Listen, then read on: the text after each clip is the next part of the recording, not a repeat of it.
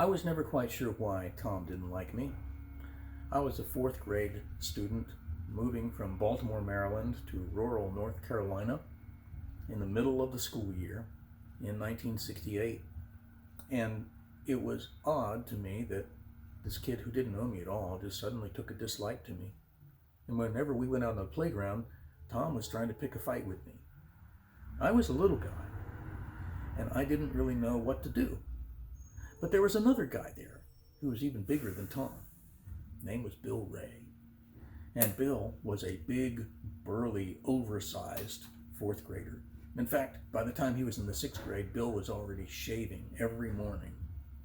Burly, huge, everybody respected him. So since I couldn't beat Tom Baker up or respond to any threats he made against me, I did the next best thing. I found a big friend in Bill Ray. And Bill Ray became my friend and remained my friend all the way through high school. I think we all need a big friend sometimes like that. You know, if you're going to get into a fight, it's good to have a warrior on your side and not a pacifist. Whenever Tom would threaten me in the playground, I would just go hang out near Bill, and my problems were over. That's why I think I've always bristled a little bit when I've seen portrayals of Jesus, not as somebody who is strong or powerful, but as somebody who is weak. You know, you've seen the photographs of him. He has lily white skin. He has smooth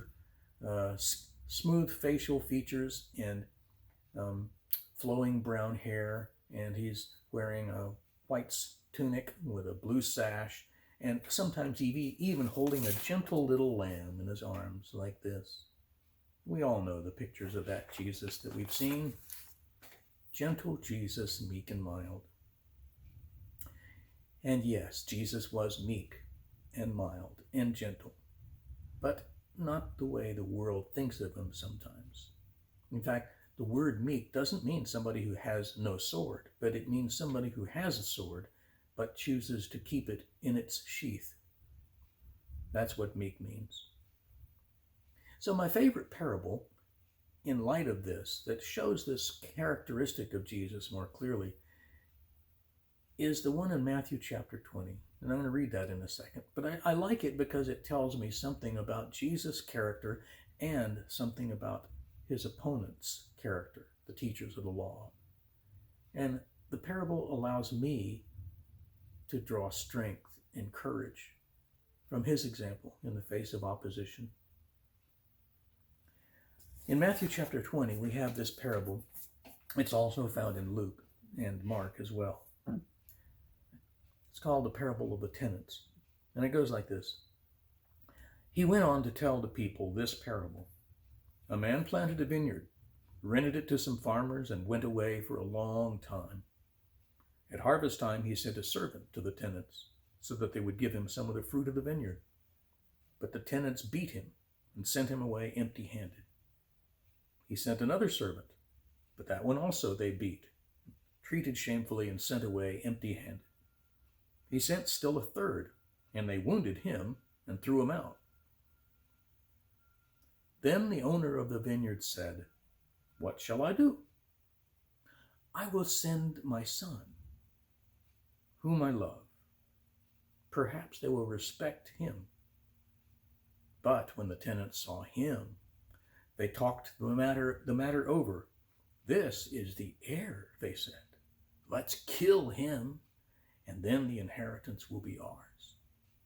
So they threw him out of the vineyard and killed him. What then will the owner of the vineyard do to them? He will come and kill those tenants and give the vineyard to others. When the people heard this, they said, "God forbid." Jesus looked directly at them and asked, "Then what is the meaning of that which is written?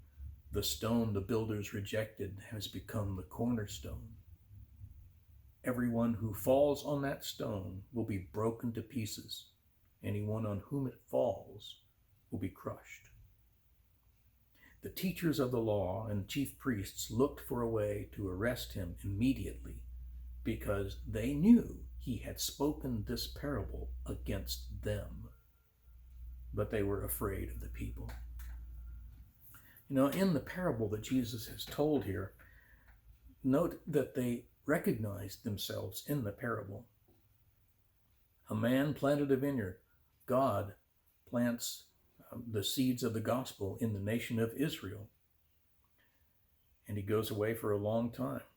The tenants are those that were to keep the revelation of God through the Mosaic law in the Jewish nation, to keep it pure, to be a light to the nations, to show them what it's like when a nation devotes itself entirely to God. And when they stray, he sends them servants, prophets, judges.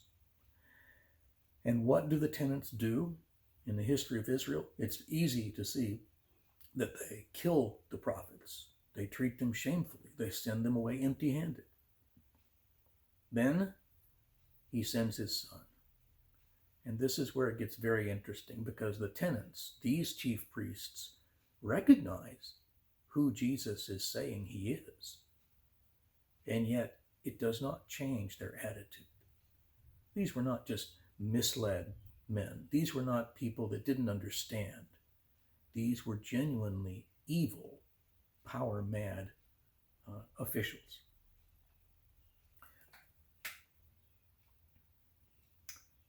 It's not the first time that Jesus had encountered them. And I think it's instructive to look at one previous example of many that we could look at where Jesus faces off against them.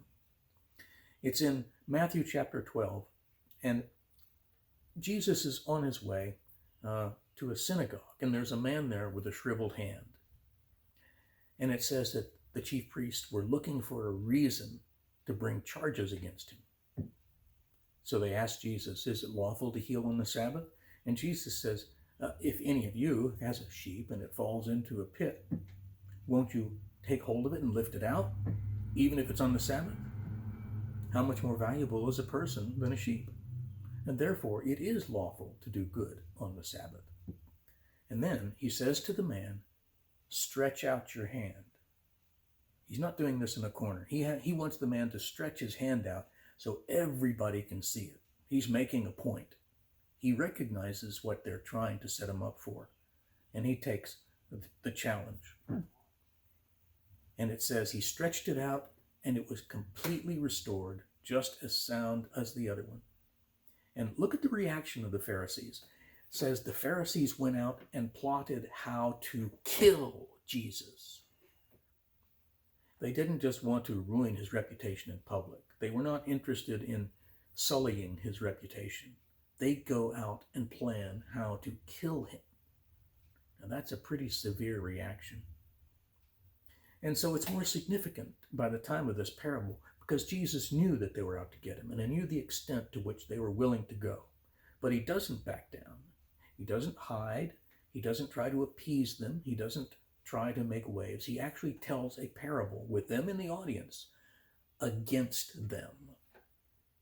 Message sent and message received. They understood what Jesus was saying against them. Yet he doesn't back down. Being meek does not mean not having a sword. It means having a sword, but keeping it in your sheath. And that's the kind of meek that Jesus was. He is the big friend that all of us need. Helps us to stand against the antagonists of God. Helps us take a stand when it's necessary. It helps me to understand what it means to be meek without being weak. And it helps me to learn how to be like him. Jesus is our big friend, and he's always looking out for the little people.